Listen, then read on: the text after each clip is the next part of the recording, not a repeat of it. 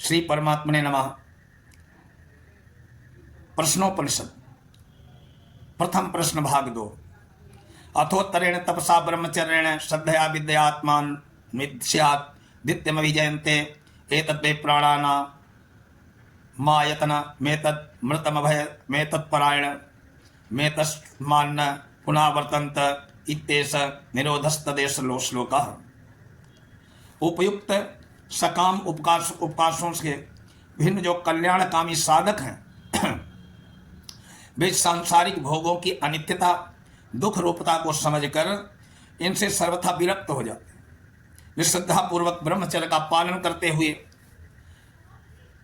संयम के साथ त्याग में जीवन व्यतीत करते हैं।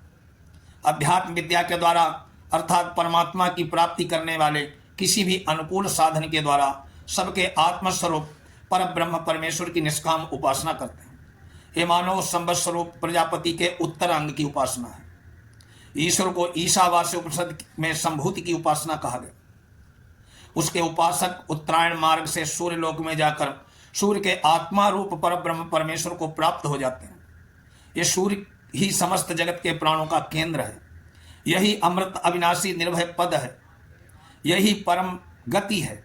इसे प्राप्त करते हुए महापुरुष फिर लौटकर नहीं आते। ये निरोध अर्थात पुनर्जन्म को रोकने वाला आत्यंतिक प्रलय है। इस मंत्र में सूर्य को परमेश्वर का स्वरूप मानकर उपयुक्त महिमा कही गई है। इसी बात को अगले मंत्र में स्पष्ट किया गया है। पंचपादम पितरम द्वादशाकृतिम दिवम आहु परे अर्धे पुरीषिणम अथे में अन्य ऊपरे विचक्षणम सप्तचक्रे षडर आहुर अर्पितमिति। परब्रह्म परमेश्वर के प्रत्यक्ष दृष्टिगोचर स्वरूप इस सूर्य के विषय में कितने ही तत्ववेत्ता यूं तो कहते हैं कि इसके पांच पैर हैं, अर्थात 6 ऋतुओं में से हेमंत और शिशिर इन 2 ऋतुओं की एकता करके 5 ऋतुओं को वे इस सूर्य के 5 चरण बतलाते हैं। ये भी कहते हैं कि 12 महीने ही इसकी 12 आकृतियां अर्थात 12 शरीर हैं। इसका स्थान स्वर्ग लोक से भी ऊंचा है। स्वर्ग लोक में ही भी यह प्रकाशित आलोक से प्रकाशित है। इस लोक में जो जल बरसता है उस जल की उत्पत्ति इसी से होती है। अतः सबको जल स्वरूप जीवन प्रदान करने वाला होने से सबका पिता है।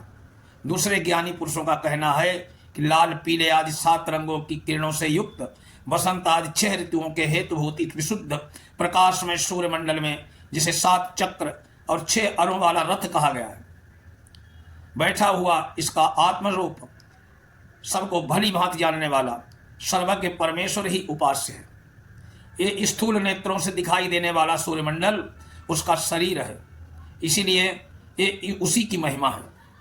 मासो वै प्रजापतिस्तस्य कृष्ण पक्षः रहि शुक्ला प्राणस्तस्मादेता रसया शुक्ल इष्टम कुर्वन्ति इतरस्मिन्। इस मंत्र में महीने को प्रजापति परमेश्वर का रूप देकर कर्मों द्वारा इसकी उपासना करने का रहस्य बताया गया। भाव यह है कि प्रत्येक महीना ही मानो प्रजापति है। उसमें कृष्ण पक्ष के 15 दिन तो उस परमात्मा का दाहिना अंग है। इसे रई स्थूल समुदाय का कारण समझना चाहिए। ये उस परमेश्वर का शक्ति स्वरूप भोगमय रूप है। शुक्ल पक्ष के 15 दिन ही मानो उसका उत्तर अंग है। यही प्राण अर्थात सबको जीवन प्रदान करने वाले परमात्मा का सर्वांतर्यामी रूप है। इसीलिए जो कल्याणकामी ऋषि हैं अर्थात जो रई स्थानीय भोग पदार्थों के विरक्त होकर प्राण स्थानीय सर्वात्म स्वरूप पर ब्रह्म को चाहने वाले हैं, वे अपने समस्त शुभ कर्मों को शुक्ल पक्ष में करते हैं। अर्थात शुक्ल पक्ष स्थानीय प्राणाधार पर ब्रह्म परमेश्वर के अर्पण करते रहते हैं। स्वयं उसका कोई फल नहीं चाहते। यही गीता में कहा गया कर्मयोग है। इससे भिन्न जो भोगासक्त मनुष्य हैं वे कृष्ण पक्ष में अर्थात कृष्ण पक्ष स्थानीय स्थूल पदार्थों की प्राप्ति के उद्देश्य से सब पदार्थों के कर्म किया करते हैं। अर्थात निष्काम कर्म जो करते हैं, निष्काम उपासना, वो शुक्ल पक्ष में और सकाम कर्म कृष्ण पक्ष में। इसका वर्णन गीता में भी स्वर्गापरा नाम से कहा गया।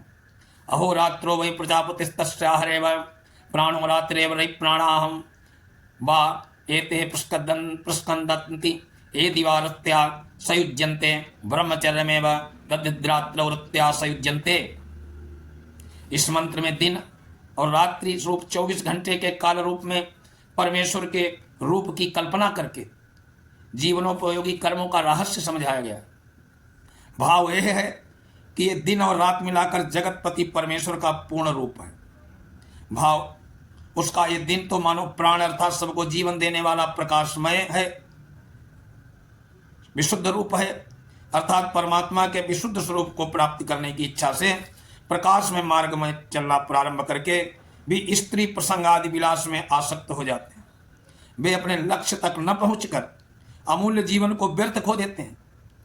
उनसे भिन्न जो सांसारिक उन्नति चाहने वाले हैं, वे यदि शास्त्र के नियमानुसार ऋतुकाल में रात्रि के समय नियमानुसार स्त्री प्रसंग आदि करते हैं तो वे शास्त्र की आज्ञा पालन करने होने के कारण ब्रह्मचारी के तुल्य हैं। लौकिक दृष्टि से वो यूं कह सकते हैं कि इस मंत्र में गृहस्थों को दिन में स्त्री प्रसंग कदापि न करने का, अब विहित रात्रियों में शास्त्रानुसार नियमित संयमित रूप में केवल संतान की इच्छा से स्त्री सहवास करने का उपदेश दिया गया, तभी वो ब्रह्मचर्य की गणना में आ सकता है। अन्नम वै प्रजापतिस्ततो हवै तद्रे तस्मादिमाः प्रजा प्रजायन्त इति। इस मंत्र में अन्न को प्रजापति का रूप बताकर अन्न की महिमा बतलाते हुए कहते हैं कि सब प्राणियों का आहार स्वरूप अन्न ही प्रजापति है, क्योंकि इसी से वीर उत्पन्न होता है। वीर से समस्त जगह प्राणी उत्पन्न होते हैं। इस कारण अन्न को प्रकारांतर से प्रजापति माना गया।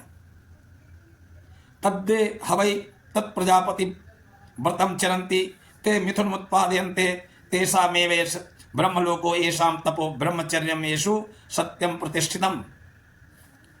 जो लोग संतानोत्पत्ति स्वरूप प्रजापति के व्रत का अनुष्ठान करते हैं, अर्थात स्वर्ग आदि लोकों के भोग की प्राप्ति के लिए शास्त्र विहित शुभ कर्मों का आचरण करते हुए नियमानुसार स्त्री प्रसंग आदि भोगों का उपभोग करते हैं, वे तो पुत्र और कन्या रूप जोड़े को उत्पन्न करके प्रजा की वृद्धि करते हैं। तो उनसे भिन्न है जिनसे ब्रह्मचर्य और तप भरा हुआ है, जिनका जीवन सत्य में है तथा जो सत्य स्वरूप परमेश्वर को अपने हृदय में इस नित्य स्थित देखते हैं, उन्हीं को ये ब्रह्मलोक पर मिलता है, दूसरों को नहीं। तेषामसौ विरजो ब्रह्मलोको नयेषु जिह्य मनृतम न माया चेती। जिनमें कुटिलता का लेश भी नहीं है, जो स्वप्न में भी मिथ्या भाषण नहीं करते, असत्यमय आचरण से सदा दूर रहते हैं, जिनमें राग द्वेषादि विकारों का सर्वथा अभाव है, जो सब प्रकार के छल कपट से शून्य हैं, उन्हीं को विकार रहित विशुद्ध ब्रह्मलोक मिलता है। जो इनके विपरीत हैं, विपरीत लक्षणों वाले हैं, उनको ब्रह्मलोक कभी नहीं मिलता। इस प्रकार ये 2 खंडों में प्रश्नोपनिषद का प्रथम प्रश्न पूर्ण हुआ। अगले वीडियो में द्वितीय प्रश्न का विवेचन होगा। श्री परमात्मा ने नमः।